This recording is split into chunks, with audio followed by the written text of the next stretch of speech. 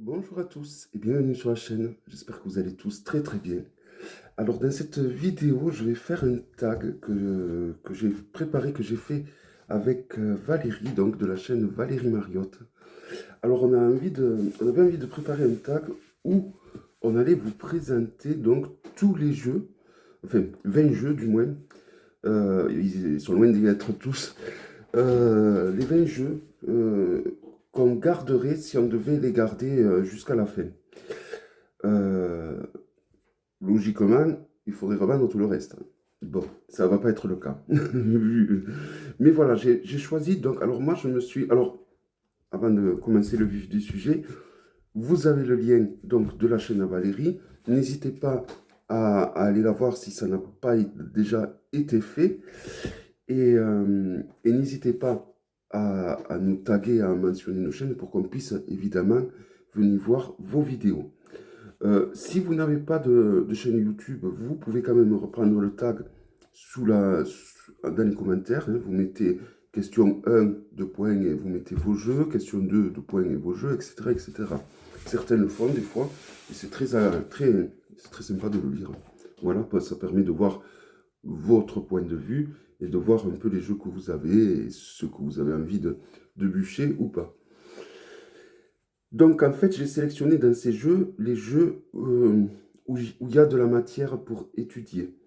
Et principalement des tarots qui sont issus de type Marseille, on va dire, hein, ou qui sont, ou qui sont sensibilisés par ce modèle du Marseille. Parce que bon, moi j'ai appris sur le Marseille, donc ben, je suis fidèle à mes premiers amours, on va dire. Voilà. Donc je vais commencer donc eh ben, le premier. Donc, comme je vous ai dit, ben, c'est un tarot de Marseille. L'un des mieux, selon moi, que je possède, c'est le tarot d'Eliphas Lévy. Je remercie encore H de m'avoir fait connaître parce que franchement, c'est vraiment un tarot du tonnerre. Voilà, donc il arrive dans une boîte livre, voilà, qui s'ouvre comme ceci. Donc il est numéroté, voilà. Donc c'est un tarot avec plein d'arcanes, hein, bien plus qu'un tarot lambda. C'est un tarot grimoire, comme j'aime souvent les appeler. Donc vous voyez, ça fait un paquet quand même assez épais. Voici le dos. Alors on a davantage d'arcanes qu'un tarot de Marseille normal. Alors si j'enlève les arcanes supplémentaires, donc il y a ça. Voilà, donc voilà le tarot normal avec les 78 lames. Et donc, c'est ceci qui a été rajouté. Je vais vous présenter surtout ce... Enfin, pour le tarot normal, eh bien, vous voyez, on a plein d'annotations, comme le tarot de Béline, qui est Philas Lévy annoté dessus. Alors, je ne l'ai pas encore vraiment étudié parce que ben, le syndrome d'avoir trop de jeux, évidemment. Mais voilà, c'est vrai que c'est un tarot très intéressant.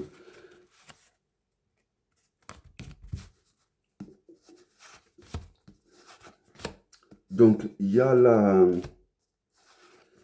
correspondance avec les lettres hébraïques, numérologiques évidemment. Voilà, et donc sur toutes les lames, là je vais aller sur les mineurs. Vous voyez, même les mineurs, tout a été, elles sont toutes annotées de signification, de symboles en plus. Et malheureusement, il n'a pas eu le temps de terminer ce tarot. Voilà, il est décédé avant de pouvoir le terminer complètement. C'est bien dommage parce que vraiment, ça aurait fait vraiment un magnifique tarot, je pense, d'études, même d'utilisation en tant que tarot divinatoire, hein. Ça aurait fait vraiment un très très joli tarot. Et alors, les arcanes supplémentaires, donc, il y a les lettres hébraïques, mais également d'autres arcanes qui ont été rajoutées. Alors là, vous voyez, on a notre battleur, on a le boiteux,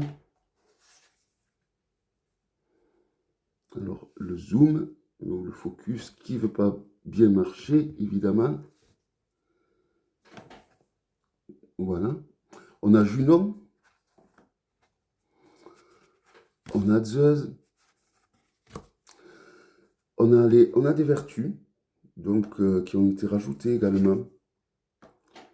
On a le Sphinx, des personnages mythologiques, on a une autre arcane du soleil qui se rapproche du Rider. Voilà, donc une nouvelle roue de fortune, des arcanes mineurs également supplémentaires.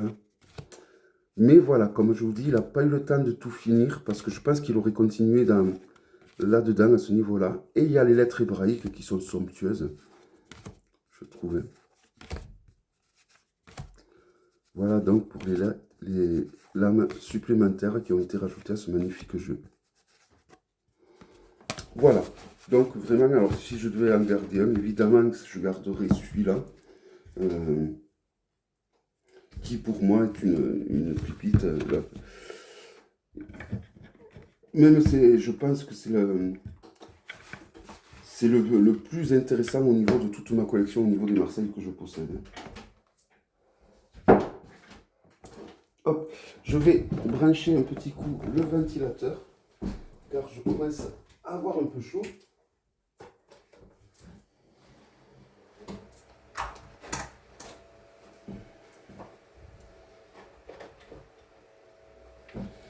Pourtant, il n'y a qu'aujourd'hui qu'il a fait chaud, qu'il fait soleil, mais je ressens quand même la chaleur. Voilà. Voilà, alors évidemment, le tarot d'Ephilas Lévy, The Pépite par excellence. Alors ensuite,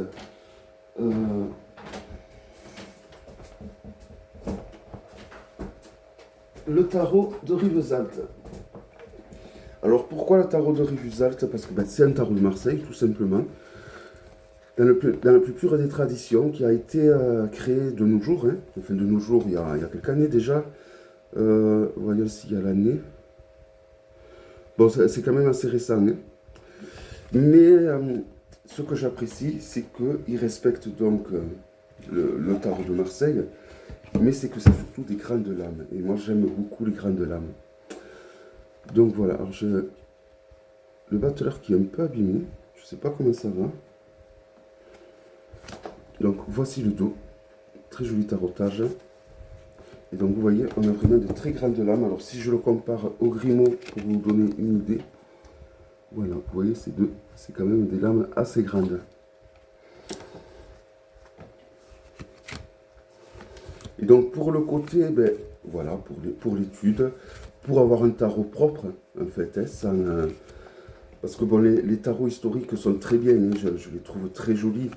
Mais le problème des tarots historiques, c'est que avec les annotations, avec l'usure du temps, ils sont pas top pour la lecture, pour l'utilisation, je trouve. Ils sont top pour étudier, mais après, au niveau de l'utilisation, il y a l'usure de temps fait, pour moi, hein, évidemment, ce que je dis, ça n'engage que moi.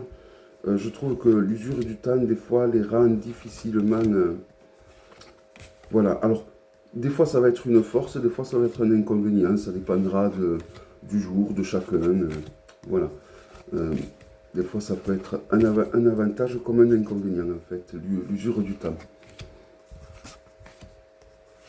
Voilà, donc il y a des codes couleurs pour les arcanes mineurs, mais même pour les majeurs. Hein. Voilà, donc il est toujours disponible. Hein, si certains d'entre vous ont un coup de cœur, il vient d'Angleterre. Hein.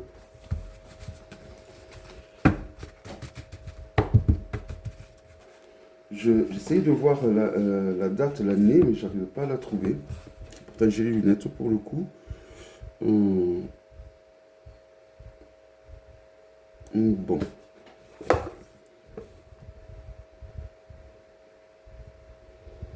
Bon, il a été fait à partir du modèle du païen. Hein.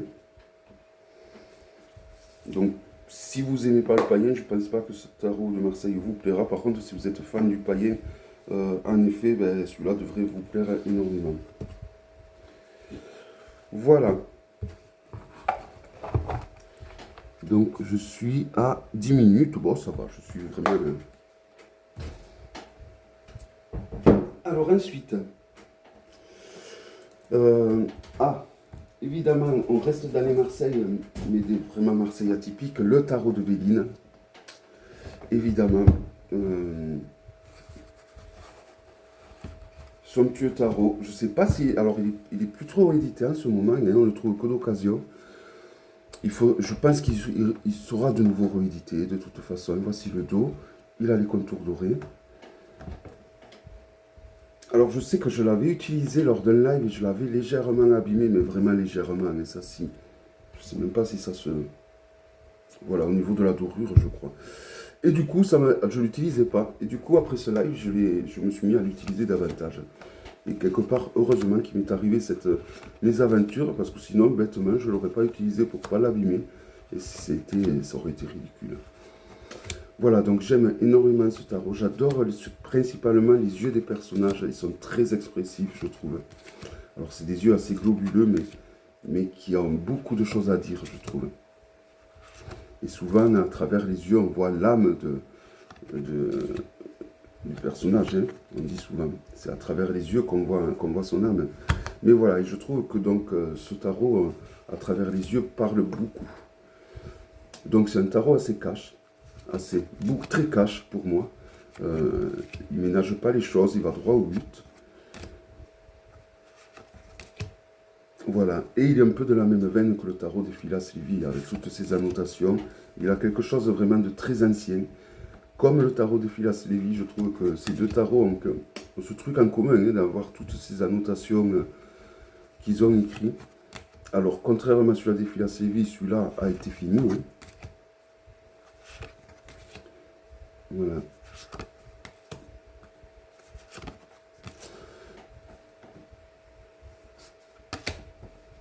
Mais voilà, je sais. Alors, il est édité par Grimaud. Et je sais qu'il il est très recherché. Voilà, alors je pense qu'ils vont le rééditer tôt ou tard. Et là, je ne sais pas pourquoi ils ne le rééditent pas, parce que ça fait un moment qu'il est plus disponible. Et je sais qu'il y en a beaucoup qui le voudraient. Alors, moi, je vous conseille d'attendre qu'il soit réédité. N'allez pas l'acheter à des prix fous, parce que à la base, c'est un tarot qui coûtait, je crois, dans les 70 euros. Hein. Et là, il se vend à 500 euros, 600 euros. Bon, prenez votre mal à patience, il va être réédité de toute façon. Et en plus, vous l'aurez neuf.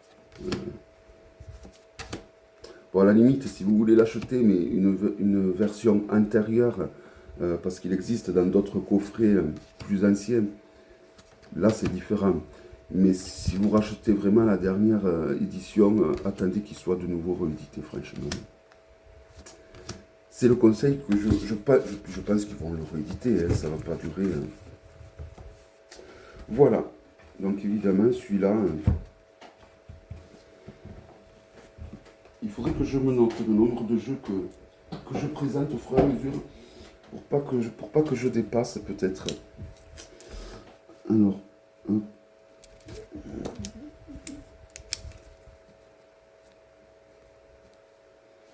Alors ensuite, j'hésitais entre deux. J'ai pris un tarot de type Etelia. Donc c'est assez fidèle par rapport à ce qu'a présenté Valérie quand même. Alors j'ai hésité avec le grand Etelia. Je vous le présente, même si je ne l'ai pas sélectionné, parce que c'est le cadeau d'une youtubeuse qui m'a fait ce cadeau, et donc d'une abonnée. Elle m'a offert le grand Etelia, mais une version très ancienne. Voilà. Donc il a vécu. Mais c'est pas celui-là pour autant que j'ai sélectionné.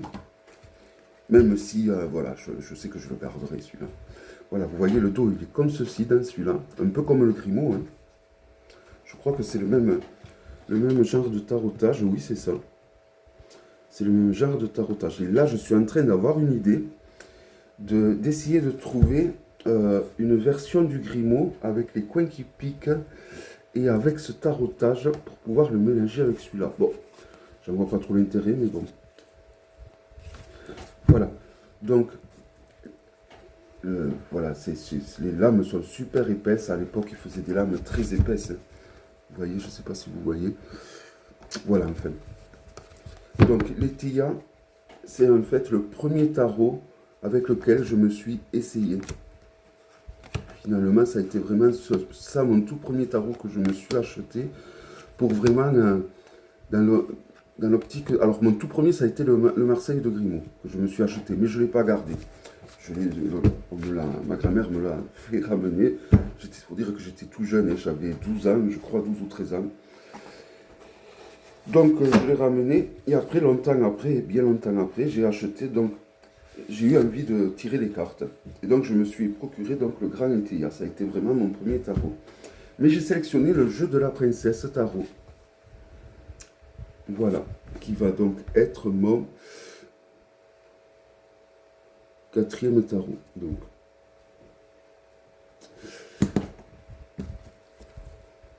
Hop. Donc le jeu de la princesse tarot qui suit le style Eteia en fait, hein. Donc la qualité est excellente. On le trouve, il est aux éditions du Cerf, celui-là, je crois qu'il était Grimaud. Voici le dos. La qualité est vraiment très très bonne, la qualité des cartes. Alors, le dos est... non, c'est les deux côtés. Qui était un peu brillant. Alors, c'est du brillant mat. Hein, voilà. L'Eteia a la particularité d'aller du 1 au 78 au niveau de la numérotation. Voilà. Donc, il n'a pas tout à fait le même ordre que le tarot de Marseille. Et donc, c'est numéroté de 1 à 78. Les mineurs font ensuite au majeur. Donc, ça fait, quand on arrive à la 22, on enchaîne sur la 23, 24, 25, 26, etc. jusqu'à 78. On a des mots-clés, envers endroit, qui peuvent aider ou pas, ça dépend de chacun. Mais on peut les occulter assez aisément. Hein.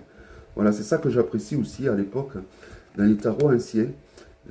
Quand il y avait des mots-clés, on pouvait facilement en tenir compte ou pas. Ils n'étaient pas écrits de telle sorte qu'on voit que ça, comme dans les jeux récents. Souvent dans les jeux récents, quand il y a des mots-clés, on voit que ça. Et donc, c'est difficile de les occulter. Tandis que je trouve que dans les anciens jeux, comme l'Eteia, comme la princesse, on pouvait facilement donc passer outre. Voilà, donc évidemment, celui-là sera le quatrième tarot donc, que je garderai. Et il est donc basé sur l'Eteia et il est très fidèle à l'Eteia, évidemment. On le trouve, hein, le tarot princesse, on le trouve encore assez facilement à des prix raisonnables. Alors ensuite, un tarot italien hein, qui... on va dire, alors je dis souvent que c'est celui-là mon premier tarot, mais on va dire que c'est... Dès que j'ai eu l'Eteia, j'ai de suite... mon ami qui m'a offert celui-là à l'époque, elle m'a de suite offert celui-là, donc je suis de suite passé à celui-là, parce que ben, j'ai eu davantage une accroche avec celui-là. Donc le tarot d'Oti de Laura Tuan, c'est une reproduction du Doti. Voilà, c'était un grand tarot avec de grandes lames. Alors j'ai la version hein, du Doti, mais bon, je préfère cette version-là parce que c'est des grandes lames et qui est très fidèle à la version originale, qui est identique. Hein. Alors là, c'est moi qui me le suis annoté. Hein. C'était au tout début que je tirais les cartes, j'avais écrit dessus. Voilà, donc je le garde tel quel. Alors je l'ai j'ai une autre version du Doti, toute vierge cette fois, où il n'y a rien d'écrit dessus. J'aurais peut-être dû vous présenter celui-ci, bon, c'est pas grave. C'était plus simple pour moi parce que l'autre il est rangé dans une boîte entourée d'un chiffon blanc, sous une pile d'autres boîtes. Donc c'était plus simple pour moi de prendre celui-là que j'utilise encore quand je fais des tirages. Hein. Je l'utilise assez régulièrement. Alors, je vais continuer à y écrire dessus, sur ce jeu. Je vais notamment y écrire les correspondances avec le corps humain, avec l'astrologie et avec les planètes, ainsi que les pays. Je pense que je vais y écrire dessus ceci, parce que bon, on ne peut pas tout se souvenir. Hein, surtout, alors je sais pas pour le rider aussi, remarque, hein, mais ça veut tellement dire de choses, surtout quand on décide d'utiliser le tarot pour les correspondances, par exemple, avec le corps humain, les maladies, tout ça. On peut pas se souvenir de tout, c'est impossible. C'est très compliqué de se souvenir de tout. Voilà, et donc c'est pour ça que Et puis, quand on veut intégrer quelque chose de nouveau dans le tarot, rien de tel au final que de l'écrire sur la lame. Et c'est la meilleure méthode que j'ai eue, moi, pour retenir les choses. Et ça va très vite, je trouve, en faisant comme ceci. Alors, il est d'une beauté incroyable, ce tarot, je trouve. On retrouve tout l'art, tout le côté raffiné des tarots italiens, hein, des tarots princiers italiens. Alors, le Solabosca, qui est le plus ancien des tarots italiens, me plaît beaucoup moins, évidemment. J'ai hésité à le prendre, celui-là. Mais voilà. Parce que bon, il retrace quand même la chute de l'Empire romain, hein, c'est pas rien aussi. Mais bon, voilà, je préférais quand même choisir celui-là. Voilà. Que j'aime énormément.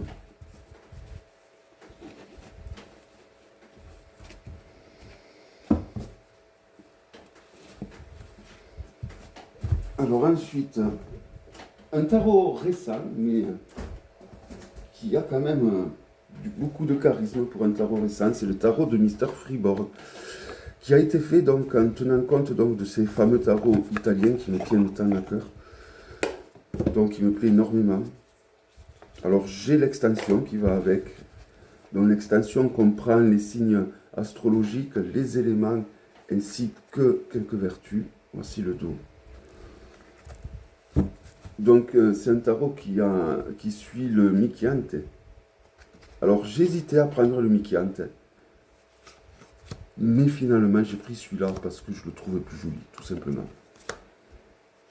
Alors il existe plusieurs Michiantes. Alors vous avez les Michiantes avec les signes astrologiques, les Michiantes avec les vertus, les Michiantes qui comprennent les deux. Il y a le tarot des dinosaures qui suit donc un style de Michiante. Voilà, alors il suffit de trouver votre propre Michiante qui vous correspond. Et moi, celui-là qu'a fait Mr. Freeborg, c'est vraiment celui-là qui me correspond le plus. Je pense qu'il doit exister en original, en Michiante. Mais voilà, je préfère celui-là. Je le trouve super bien au niveau des illustrations. Alors j'ai le tarot de Boucher Dizan, le Metanoia, je crois, que je trouve très beau, magnifique même. Hein. Mais voilà, autant celui-là de Mr. Freeborg, je me régale de l'utiliser. Il est très parlant pour moi. Mais autant le Metanoia, je bug. Je bug énormément, j'ai du mal. Alors j'ai pas vraiment donné, il faudrait que je n'ai pas non plus donné trop de chance. Hein. Parce que quand j'aime un jeu comme ça, et que j'en achète un autre qui marche un peu sur ces plates-bandes, j'ai peut-être tendance à le discréditer un peu trop rapidement, sans lui laisser la chance, peut-être, je sais pas. Non, je pense que s'il m'avait plu, s'il y avait eu un truc qui devait être dit, il m'aurait parlé de suite. Mais là, je le trouve magnifique, vraiment. Il est très frais, j'adore les tarots où ils y intègrent beaucoup de fleurs, comme c'est le cas celui-là. Les couleurs sont magnifiques. La roue de fortune, j'adore cette représentation de la roue de fortune.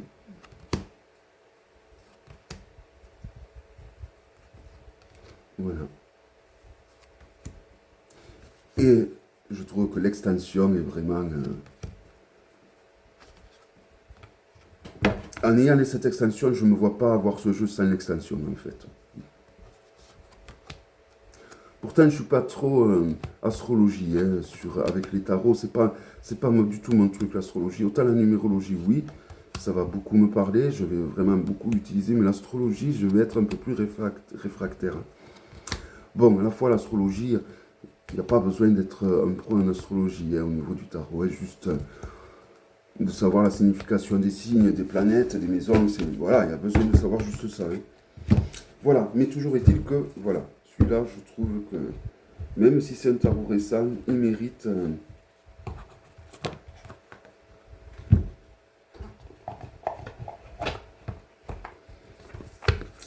Voilà. Alors, je le range dans la boîte du Dark Reflection Tarot, parce que c'est un tarot, donc c'est la version Dark du Rider. Il était vendu, en fait, avec deux boîtes. Donc, celle-là qui était vierge, en fait. Donc, du coup, ben, je l'ai rangé là-dedans. Et ça lui va très bien. Alors, j'étais à 4, 5, 6, Et le septième, pareil, c'est un tarot que j'aime énormément, le Terra Volatile. Alors, ils ont fait un énorme grimoire qui va avec ce tarot. C'est à partir de ce tarot que j'ai trouvé donc, que j'ai eu le coup de cœur pour les tarots grimoires, les tarots avec plein de lames. Et il y a une nouvelle extension. Ils sont en train de préparer une nouvelle extension qui va sûrement être en vente peut-être au début de l'été ou en septembre, je ne sais plus quand. Qu'évidemment je me procurerai. Alors ce tarot, c'est un mélange de tous les tarots, de tout ce que j'aime dans les tarots avec un grand T. Donc il y a le côté alchimique, il y a le côté des raffiné des tarots italiens. Voilà, il n'y a pas les signes astrologiques. Alors peut-être que l'extension ça va être une extension avec les signes astrologiques. Peut-être.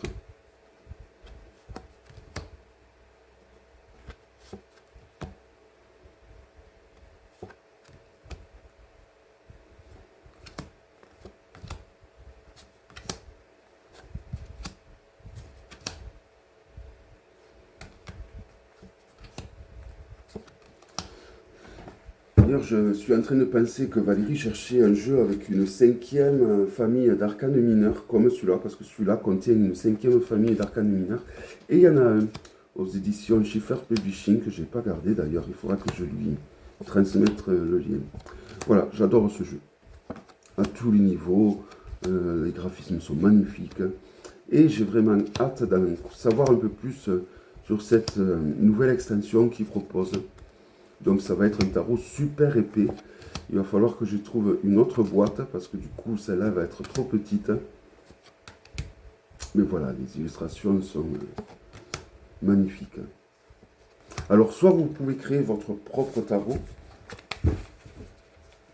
ou comme moi, vous utilisez la totalité des lames. Hein. Donc c'est qualité lignée, donc très très bonne qualité de lame, hein, la qualité lignée évidemment.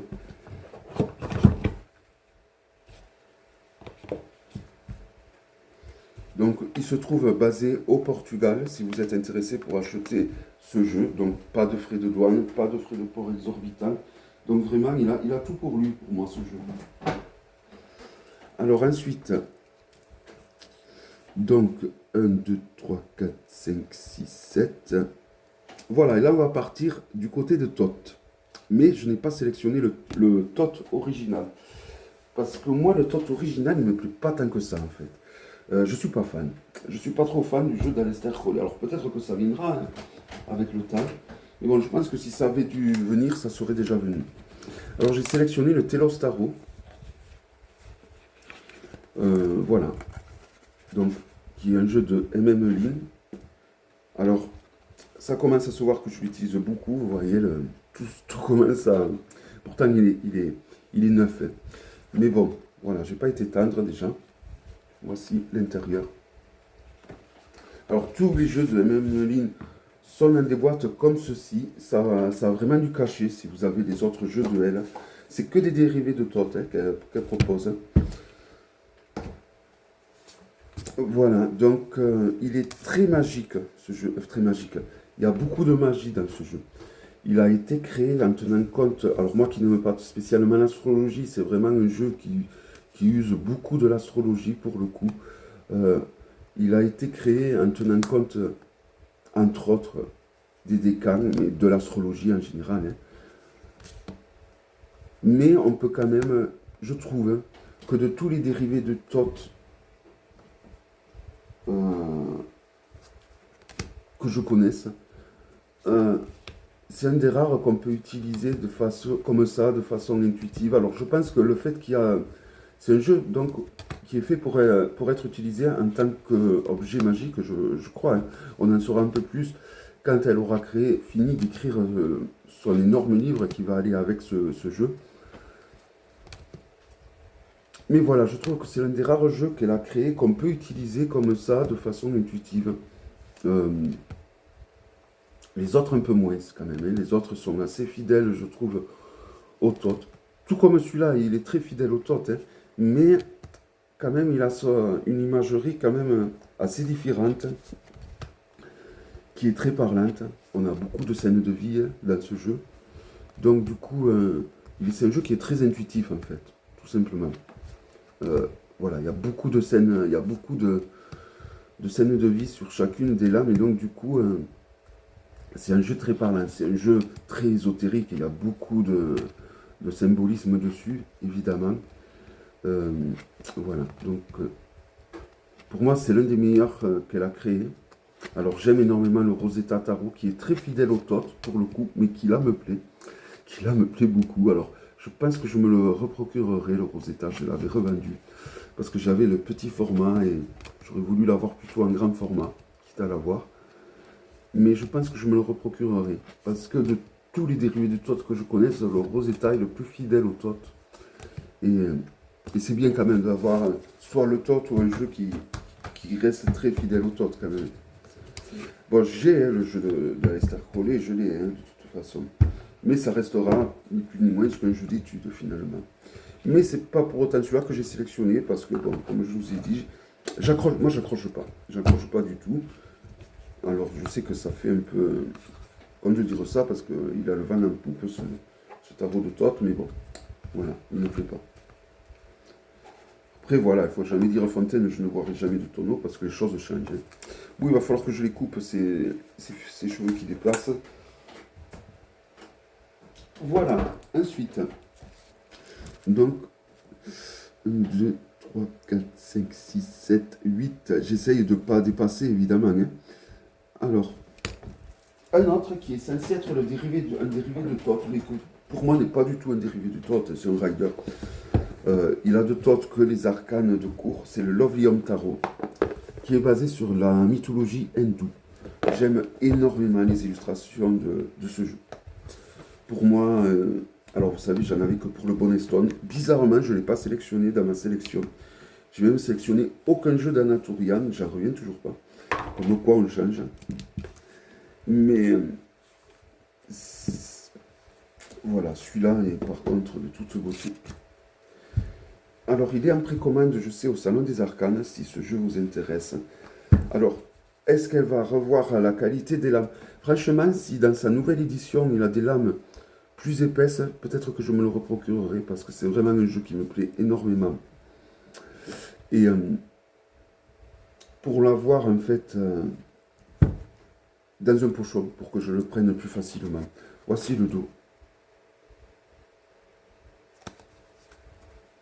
Et je le trouve magnifique. Voilà, donc c'est des peintures. Hein. Alors j'aime de plus en plus la mythologie hindoue, faut avouer. Et je pense que c'est en partie grâce à ce jeu.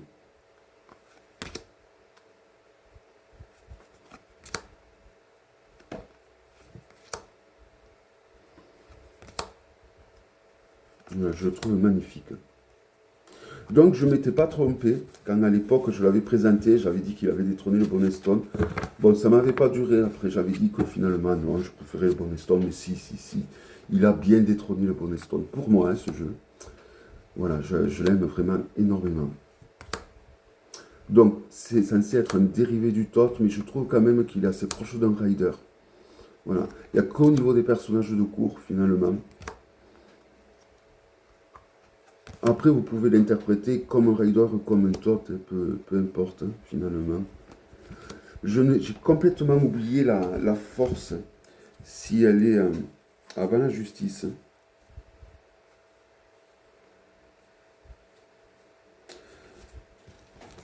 La force est après la justice, donc il suit quand même le Tot au niveau de l'ordre des majeurs. Voilà, mais j'aime énormément ce jeu. Je trouve les images, les illustrations sont magnifiques. Et à l'heure où tout est fait d'IA, d'illustrations sur PC, d'illustrations sur ordinateur, de photomontage, collage, je trouve qu'avoir un jeu qui a été peint à la main, avec de beaux tableaux, ça fait du bien. Voilà. Donc j'aime énormément ce jeu.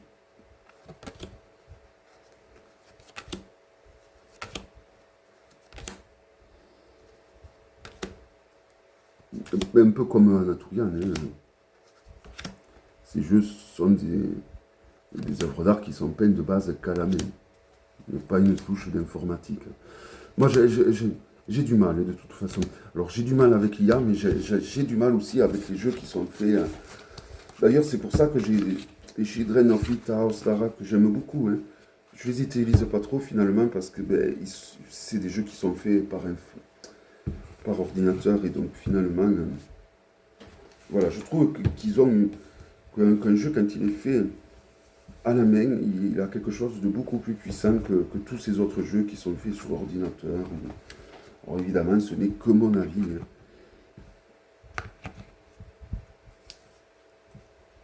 Bon, je vais mettre un peu moins de pierre dans ce jeu parce que ça fait un peu beaucoup trop quand même. Voilà, donc le Lovely Young Tarot, qui est donc en précommande sur le Salon des Arcanes. N'hésitez pas, si ça vous intéresse, donc à aller le précommander. Moi c'est possible que je me le reprocure pour l'avoir. Donc, un que je garderai en collection, dans la boîte comme ça, et un autre plus facile à prendre, parce que j'ai peur de l'abîmer à la longue si je le laisse dans son pochon. Mais j'aimerais qu'il ait quand même des arcanes, parce que les arcanes sont assez fines. Mais l'avantage des arcanes fines, c'est que souvent quand les arcanes sont épaisses, elles vont avoir tendance à onduler, à prendre cette forme. Tandis que les arcanes fines, en fait, elles restent bien droites. J'ai souvent remarqué ça. Bon, je continue. 36 minutes. Alors, c'est une vidéo qui risque de durer du temps, hein, quand même. Hein. Elle va être un peu longue. Alors, ensuite...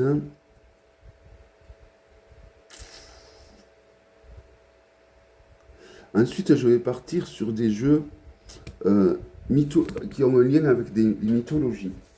Et principalement les mythologies grecques.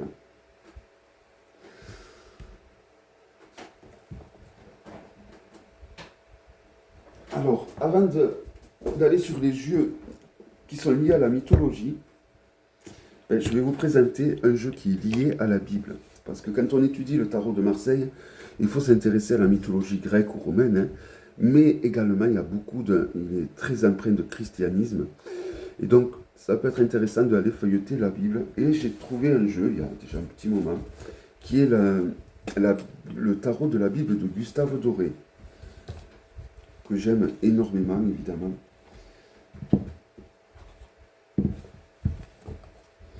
Et l'avantage de ce tarot, c'est que vous avez la Bible entièrement illustrée de Gustave Doré.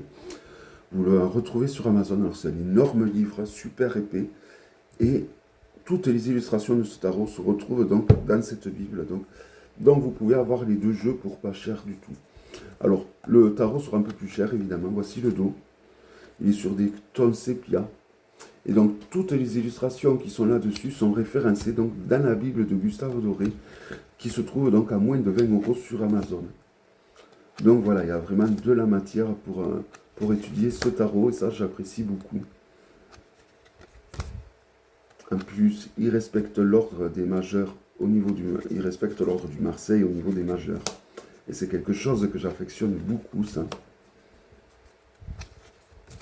Et je trouve que Gustave Doré a un coup de crayon de dingue. Hein, là.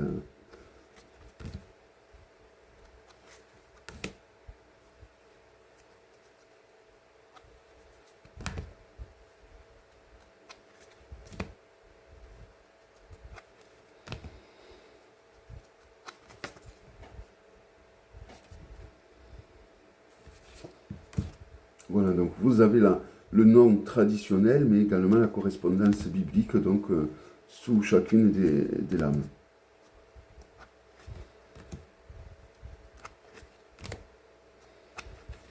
Alors j'ai choisi, comme vous avez vu, j'ai choisi quelques riders, quelques tops, mais je vais rester quand même mon plus... mais les choix que j'aurais choisis, ça sera vraiment pour approfondir toujours pareil l'étude du Marseille, finalement. Voilà, celui-là, ça reste... Alors le fait que ça soit des mineurs illustrés, on va peut-être vous penser qu'il est proche d'un tot, hein. Mais voilà, ça, un rider, mais ça reste voilà, un jeu que j'ai sélectionné pour vraiment approfondir ma connaissance du Marseille.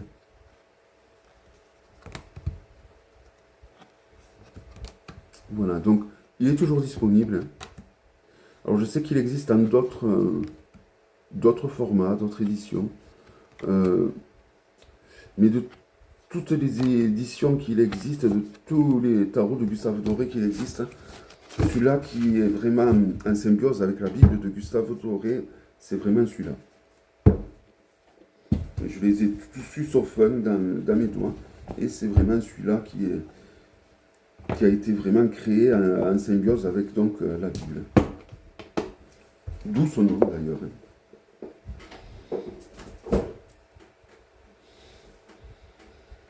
Alors ensuite, de toute façon j'ai sélectionné 20 jeux, j'ai vraiment été très...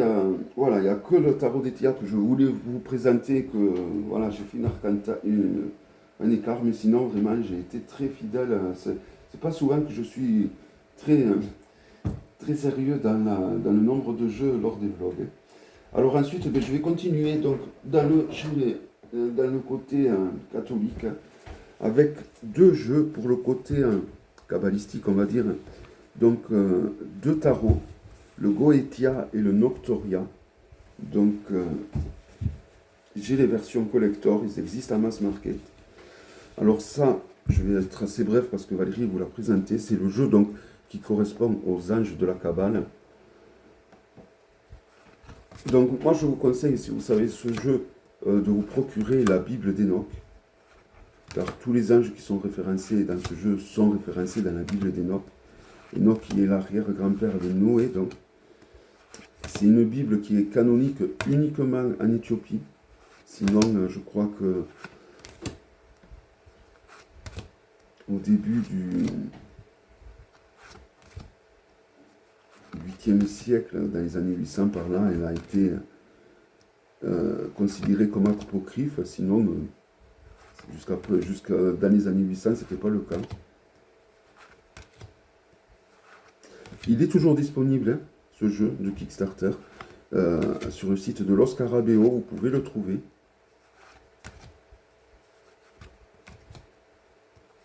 Bon, il est beaucoup plus cher qu'en version mass market, mais voilà, la qualité est super épaisse. Il arrive dans une très grande boîte avec plein de pièces pour faire... alors je sais plus, enfin bon voilà, il y a plein de pièces. Pour ceux qui font de la divination par les pièces, ça peut être intéressant. Il y a un gros guidebook. Et bon, voilà, on a de superbes grandes lames de très bonne qualité, avec le contour rouge mat qui dure dans le temps. Le dos. On a un giga grand pochon. Bon, ça va très bien vu la grandeur des lames. Mais voilà, il est toujours disponible sur le site de Los Carabeo. Le Goetia, celui-là par contre il est plus disponible, mais vous le trouvez donc en mass market pour beaucoup moins cher évidemment. Donc c'est pareil, c'est sur les anges déchus de la Kabbale cette fois. Aussi le dos. Alors il est holographique, le contour est mat, noir. Ça a été mes premiers jeux de Kickstarter, parce qu'avant j'allais pas sur Kickstarter, moi je connaissais pas trop, j'ai connu que sur le tard. Alors vous voyez il est holographique, mais quand on l'a en prêt en réel, ce jeu, le côté holographique n'est pas du tout dérangeant. Comme là, dans la vidéo, ça peut vraiment, on peut avoir l'impression que ça va gêner, ce côté holographique. Hein. Mais c'est pas du tout le cas. C'est pas du tout le cas parce qu'après, dans le vrai, hein, quand on l'utilise réellement, quand on l'a en main, le côté holographique n'est pas du tout dérangeant. Et ça ne se voit pas autant qu'à travers la vidéo. Voilà, donc très intéressant d'avoir les deux au final, parce que souvent dans le tarot des anges, on va voir donc certains anges en train de terrasser les anges déchus. Donc c'est très intéressant d'avoir les deux versions en fait. Et la qualité est vraiment excellente.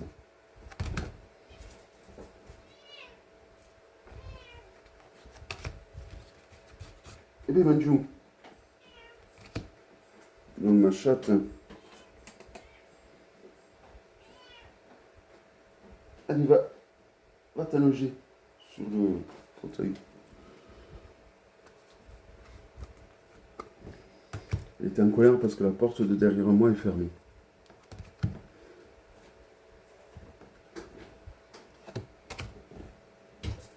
Allez, sors de là.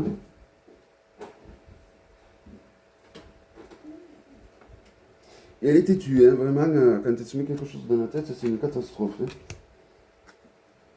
Voilà, en tout cas, ce jeu est une vraie pépite. Alors, je sais pas, je voudrais quand même que vous voyez un peu les illustrations. Donc, c'est des illustrations de Fabio Lustrani qui a créé notamment le tarot de la Santa Muerta et le Voodoo Tarot plus récemment. Mais vraiment, il dessine super bien. Alors, lui, pour le coup, il dessine sur PC. Donc, mais voilà, c'est l'exception, on va dire. Il y a toujours une exception. Comme le Walter Tarot est une exception par rapport au jeu qu'ils ont fait, qui est fait avec l'IA. Voilà, il y a toujours une exception qui fait que il y a des jeux qui, voilà, quand c'est bien fait, c'est bien fait, peu importe au final le support. Voilà. Alors ensuite, eh bien, on va passer aux mythologies grecques. Mais peut-être, si, oui, on a mythologie grecque avec le tarot mythique, qui est un vieux tarot, sur la mythologie grecque donc. Alors j'ai la seconde édition, qui est au niveau de la qualité la meilleure. Donc il y a eu la première édition, où la qualité était catastrophique, je trouve, des lames très fines, mais très très fines. Le dos était, c'est cette édition, par contre, où le dos était le plus joli.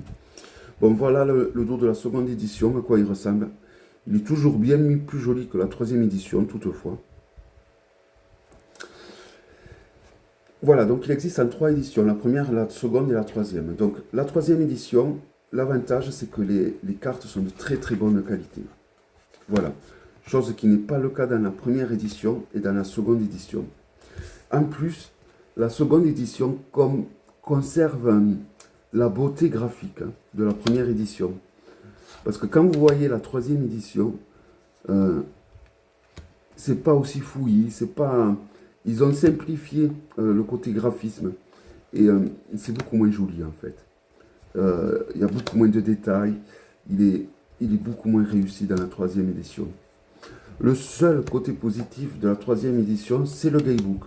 Parce que le guidebook de ce jeu, c'est un livre en fait.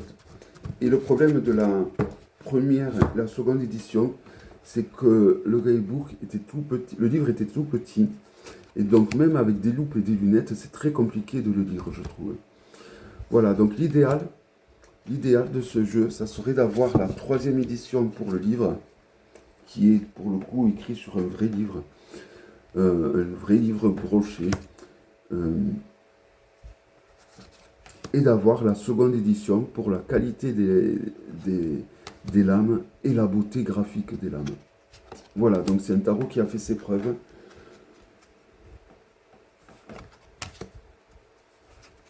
Mais si vous avez la troisième édition entre les mains, vous pouvez comparer, faire pause et comparer votre lame avec les lames que je suis en train de présenter. Vous allez voir qu'il y a vraiment une grosse différence.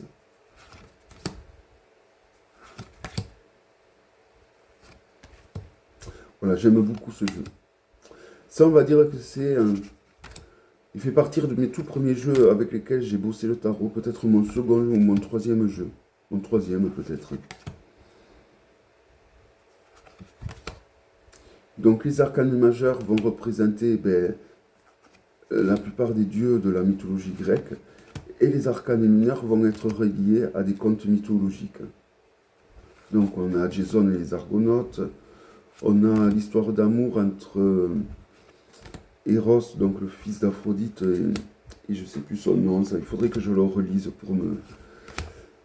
Voilà, en tout cas j'aime énormément le type d'illustration.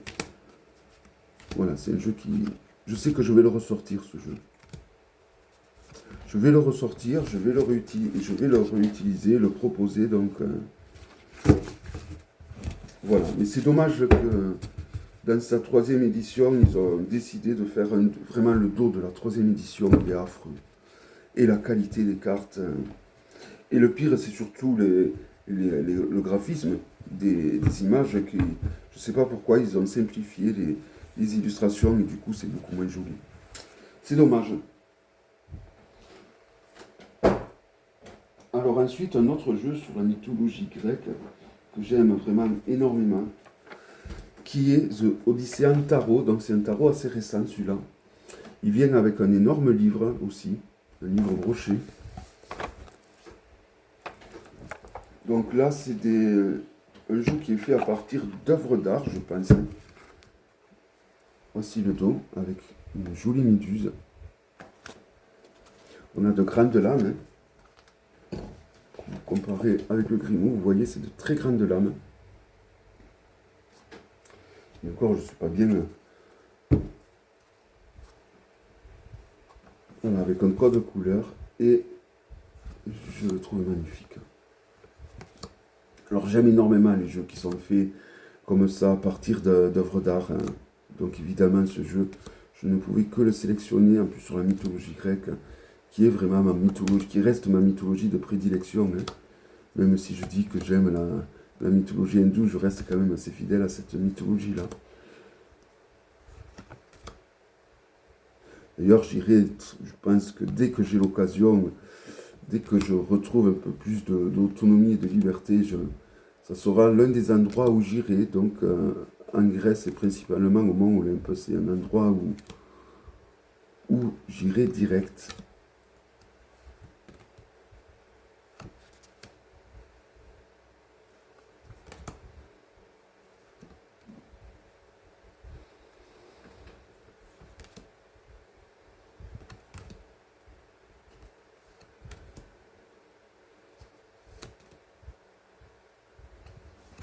Voilà. Donc on a beaucoup de représentations de dieux grecs ainsi que beaucoup de mythes qui sont représentés donc sur ce tarot, hein. Et chaque fois, cet artiste donc sort un énorme livre pour accompagner ces jeux. Donc il y a vraiment énormément de matière. Et puis bon, même s'il n'y avait pas eu ce livre, voilà. Mais bon, c'est intéressant d'avoir le livre pour voir qui est représenté sur les lames.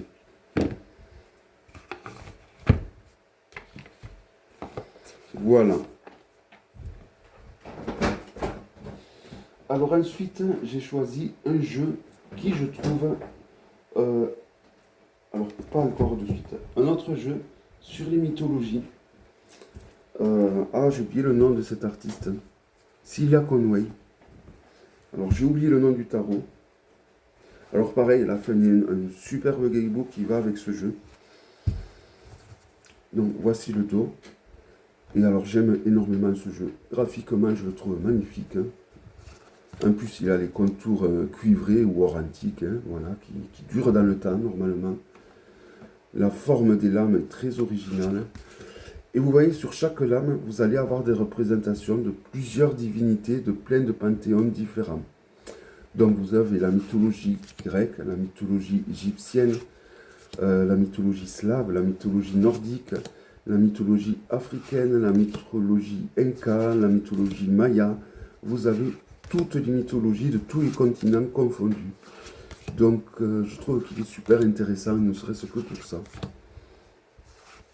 Donc tout est référencé sur le livre qui vient avec, hein. Donc vous avez le nom de tous les différents panthéons qui sont représentés sur les lames.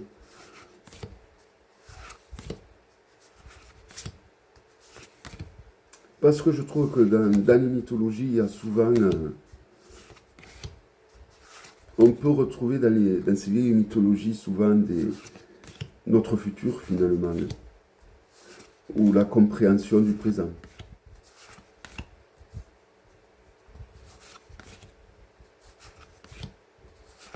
Elle a fait un oracle magnifique que j'ai pas gardé bizarrement, mais je pense que je me le reprocurerai.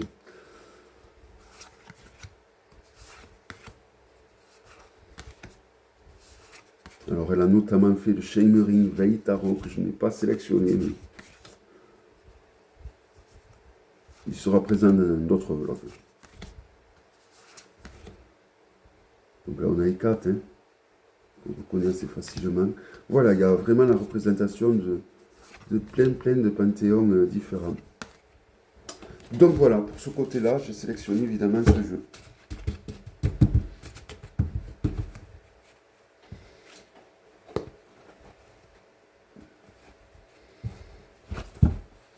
Alors, je vais peut-être prendre un autre pochon pour le ranger celui-là.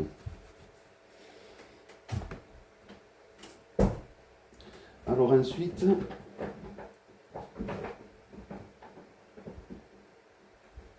pour la mythologie grecque, égyptienne, pardon. J'ai failli prendre le Journée Tour de l'Égypte, mais finalement, c'est pas celui que j'ai pris. Parce que je n'ai pas le livre qui va avec. J'aurais eu le livre, sûrement que j'aurais pris celui-là. Et comme je n'ai pas le livre, je ne m'en sers que comme un tarot lambda. Donc j'ai pris plutôt le tarot égyptien de Laura Tuan, parce que ben, j'ai le livre qui va avec. Et, euh, et voilà. Et il y a beaucoup, il y a des, donc il y a ce que j'apprécie. Alors voici le dos. J'aime ce format de carte, cartonné. J'aime énormément. Et ce qu'il y a de bien dans ce tarot, contrairement au Journée into the Egypt, c'est qu'il y a davantage de divinités dessinées sur les arcanes. Et donc ça, c'est ce que j'apprécie. Parce que moi, ce que j'aime beaucoup travailler dans les mythologies, c'est travailler avec les divinités finalement. Et dans le Journée into the Egypt, il n'y a pas assez de divinités, ou alors peut-être qu'elles y sont, mais comme je n'ai pas le livre, bon ben, je sais pas. Voilà, donc du coup, j'ai sélectionné plutôt celui-là. Et en général, j'aime beaucoup le travail de Laura Tuan, hein. D'ailleurs, c'est pour ça que j'ai le tarot d'outils. Hein.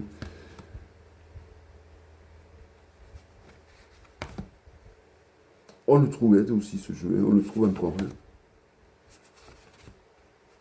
Là, j'ai vraiment sélectionné vraiment des jeux, des jeux d'études. Hein.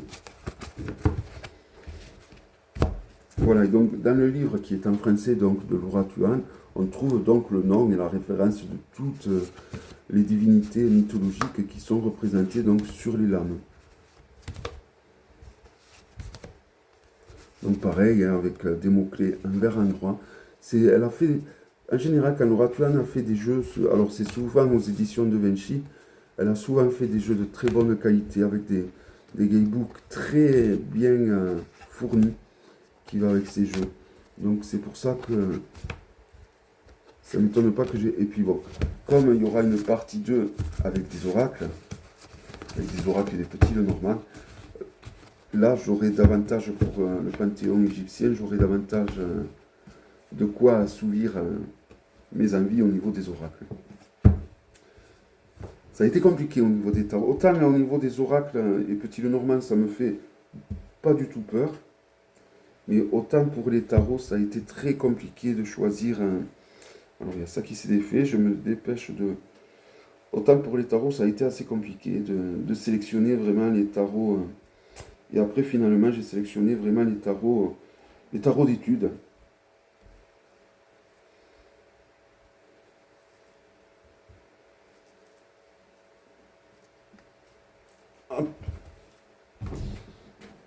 Ensuite, un jeu sur l'amour. Alors, combien, on en est à combien? 58 minutes, ouais, ça va. Alors, un jeu sur l'amour, qui est selon moi le meilleur jeu qu'il existe sur les histoires affectives. Il était sorti aux éditions US Game System, c'est le The Lover's Path Tarot 7. Alors, il existe un petit format. Moi, j'ai la chance d'avoir le format collector, en fait, hein, donc il vient dans une grande boîte comme ça aussi. Alors, on a un livre. Donc, chaque arcane majeur va correspondre à une histoire d'amour emblématique voilà, de personnages plus ou moins connus, en général très connus. Hein. Donc, on va avoir César et Cléopâtre, on va avoir Roméo et Juliette. Voilà, toutes les grandes histoires d'amour qui ont versé notre temps. Hein. Voilà, donc il s'ouvre comme ceci. Donc, le jeu était rangé là-dedans. Et là, on a un parchemin avec plein de tirages spécialement pour les tirages affectifs qui est proposé. Donc, juste là, le jeu se vend juste avec la boîte comme ceci.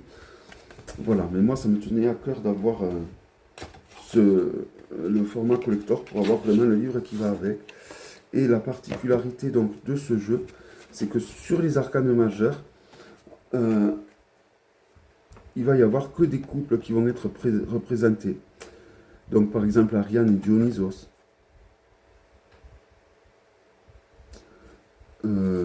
Psyché et Cupidon. J'ai dit Eros tout à l'heure, le fils d'Athéna, mais c'est Cupidon. Voilà, donc c'est vraiment... Alors, il y en a que je connais pas, hein, comme celui-là du jugement,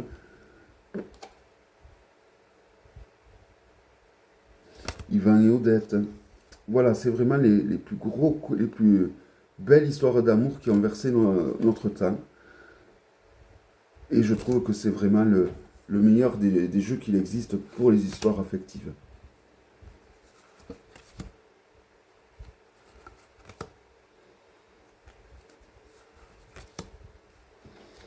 Voilà, on a Vénus et Vulcain, donc Arès et Aphrodite chez les Grecs. Voilà, donc on n'a que des couples qui vont représenter les arcanes majeurs. Et pour les arcanes mineurs, on va avoir donc là par exemple on a Isis et Osiris. Et pour les arcanes mineurs, on va avoir elle a sélectionné des histoires en particulier qu'elle a un peu plus étoffées. Voilà, pour moi c'est le meilleur jeu vraiment quand on veut faire des tirages relationnels, principalement amoureux, hein, je trouve que c'est le meilleur jeu qu'il existe.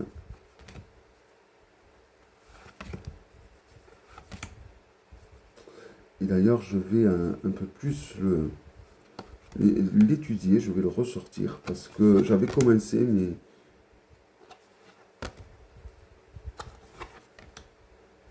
voilà. Et en plus, les illustrations, j'adore ce genre d'illustrations.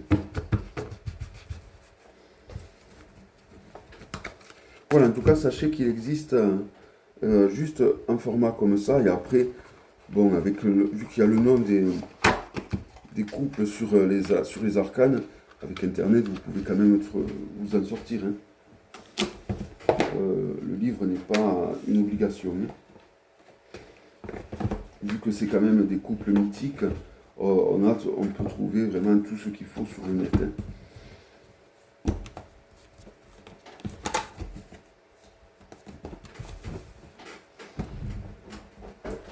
Voilà. Ensuite, le Mariel Tarot, évidemment. Première édition, mais pas du tout la seconde. Voici le dos. Donc je suis fan de ce jeu. J'ai fait mes tirages les plus pertinents avec. Donc cet arcane, ce hiérophante a une puissance incroyable. Et à cause de certaines personnes, elle a redessiné. Pareil pour la papesse. Il a fallu qu'elle la redessine. C'est dommage que dans la seconde édition donc, de ce jeu, il y a des arcanes comme ça qui ont disparu parce que c'était des arcanes très profondes. Je l'ai beaucoup étudié ce jeu avec une amie qui est tarologue également. On l'a beaucoup étudié, on s'en est beaucoup servi. Et il est vraiment, il y a plein de... Alors déjà, elle a mis beaucoup d'années, hein. C'est de la peinture à l'huile, hein. Elle a mis plus de 6 ans à faire ce jeu. Voilà, l'arcane sans nom est magnifique. Elle a mis vraiment très longtemps à pondre ce jeu. Et on a plein de références mythologiques, hein, mythologie égyptienne, mythologie grecque, nordique également. On a également des références bibliques, hein, parce que sur les 6, on va avoir les 4 archanges qui sont représentés. On a également pour les cavaliers de l'Apocalypse qui sont représentés. Pour les 10, pardon. Donc sur chaque 10, on a les 4 cavaliers de l'Apocalypse qui sont représentés. Voilà, on a vraiment... Et c'est un jeu qui est assez proche de l'Eteia, dans sa façon de construction. Mais on retrouve du Marseille, du Rider, c'est un medley de tous les tarots qu'elle aime bien. Voilà, donc c'est un jeu assez vaste. Et du coup, il peut parler à plein de gens qui pourtant n'ont pas été forcément élevés à l'Eteia ou au Marseille ou au Rider, parce que c'est un jeu qui est un mélange de tout. Donc du coup, c'est un jeu qui peut s'ouvrir à plein de personnes. Malgré ce que l'impression qu'il pourrait nous donner. Alors du coup, je vais éteindre le ventilateur parce qu'il commence à faire froid. On va le baisser, voilà. Ensuite, j'ai sélectionné un jeu de Robert M. Place et j'ai sélectionné le Vampire Tarot.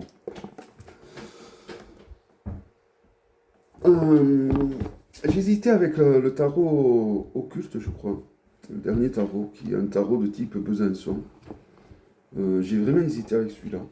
Ben, finalement, j'ai pris celui-là. Parce que je trouve, il y a un magnifique livre qui vient accompagner ce jeu.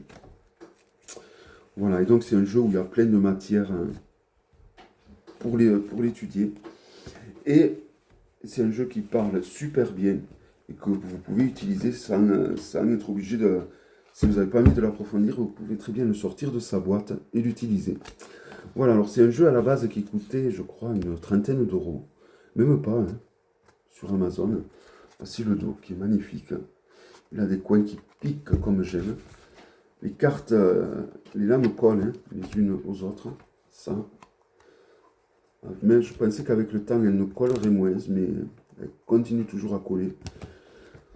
Voilà, alors, pour les personnages de cours, on va avoir des références historiques, donc avec notamment, il y a beaucoup de personnages qui ont appartenu à la Golden Dawn. On a Edgar Allan Poe, on a Pamela Colman Smith, voilà, plein de personnages qui ont fondé hein, un peu la Golden Dawn. Et sur les arcanes majeurs, on va avoir des représentations de vampires plus ou moins connus. On a Nosferatu, on a le Dracula des années 40 ou 50.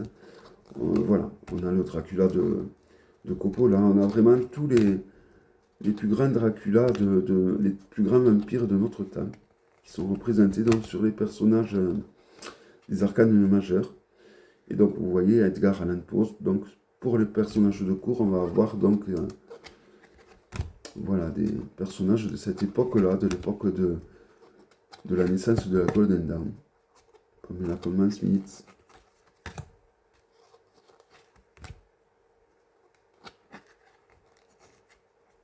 On a la fleur d'ail comme arcane mineur. Voilà, je trouve que même il est super bien, il a été très bien pensé ce jeu.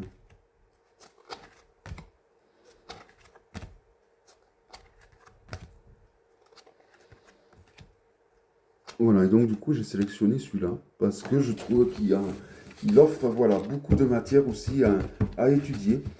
Et j'aime les jeux qui sont comme ça un peu, voilà, qui offrent de la matière à étudier, qu'on peut approfondir, mais qu'on n'est pas obligé de le faire pour les utiliser, qu'on peut vraiment les utiliser en les sortant de la boîte et on peut les utiliser tels quels, sans les approfondir. Hein. Et ça, j'apprécie beaucoup. Voilà. C'est des jeux comme j'aime beaucoup, ça, où on n'est pas non plus obligé de les étudier pendant des heures, des jours, des mois, des années. On peut aussi le sortir de la boîte et l'utiliser tel quel.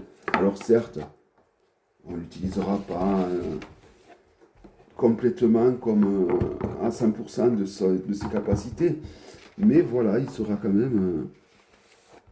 voilà, il sera, voilà, il a ce mérite qu'on peut l'utiliser sans pour autant être obligé de l'étudier pendant des années et des années.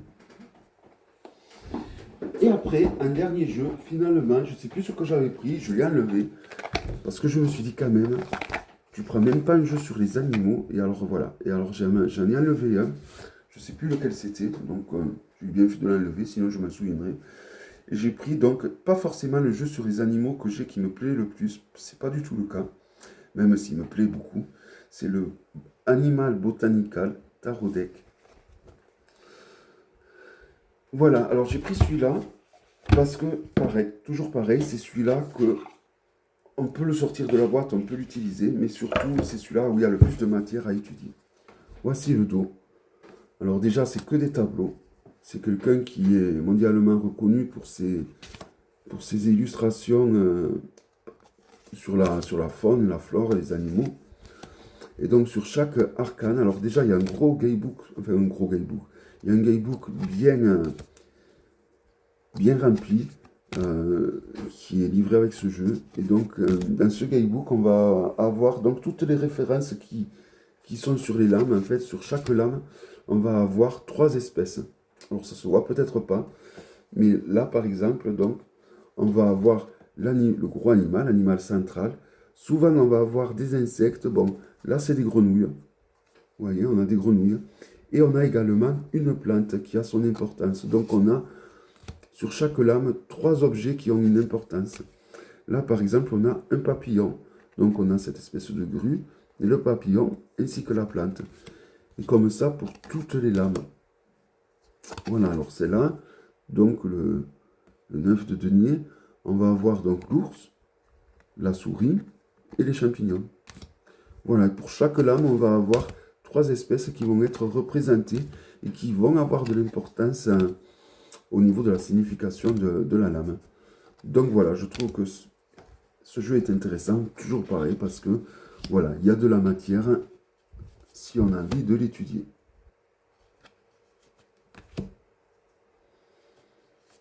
Un peu trop peut-être, c'est d'ailleurs pour ça que c'est pas pour autant mon préféré. Mais voilà, j'ai vraiment sélectionné des jeux qui offrent le plus de possibilités au niveau de l'étude. C'est le choix que j'ai fait. Voilà. Et voilà, donc pour mon 20e jeu. Donc je m'y suis vraiment tenu, j'ai présenté 20 jeux. Ça a été très compliqué parce que moi, les tarots, ça vraiment, c'est mon outil de prédilection, le tarot, hein, plus que les oracles ou les petits Lenormand. Donc je vais refaire ce vlog sur les petits Lenormand et les oracles. Voilà. Donc j'espère que cette vidéo vous aura plu. Évidemment, n'hésitez pas à aller voir la vidéo de Valérie ainsi qu'à reprendre ce tag si ce tag vous a plu. Et je vous donne rendez-vous donc à très bientôt pour une prochaine vidéo. Bye bye.